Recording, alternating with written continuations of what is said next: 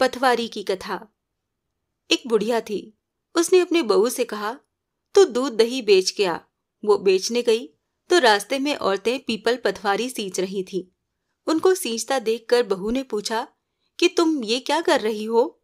औरतें बोली कि हम पीपल पथवारी सींच रही हैं, इससे अन्न और धन होता है, 12 वर्ष का बिछड़ा हुआ पति मिल जाता है।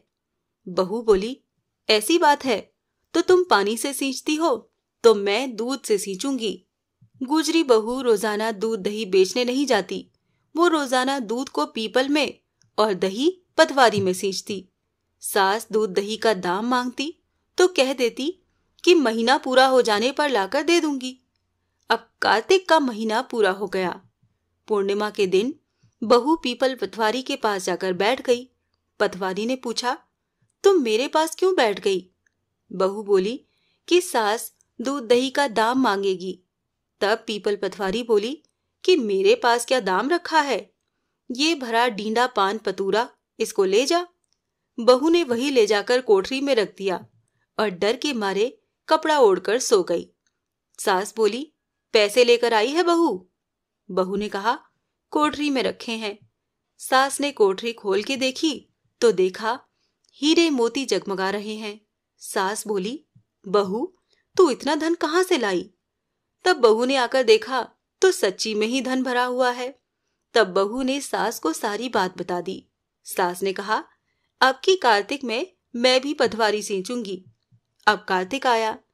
सास दूध दही तो बेच आती, हांडी धोकर पीपल पटवारी में जाकर चढ़ा देती। आकर बहू से कहती, मेरे से दाम मांग। वो कहती, सासू जी कोई बहू भी दाम मांगती है। मगर सास कहती, तू मांग। बहू बोली, सासू माँ पैसे ले आओ। तो सास पीपल पटवारी के पास जाकर बैठ गई। पीपल पटवारी ने सास को पान पतूरा भरा डींडा दे दिया। उसने ले जाकर कोठरी में रख दिया। बहू ने खोलकर देखा तो उसमें कीड़े मकोड़े बिलबिला रहे हैं। बहू ने कहा, सासू माँ ये क्या?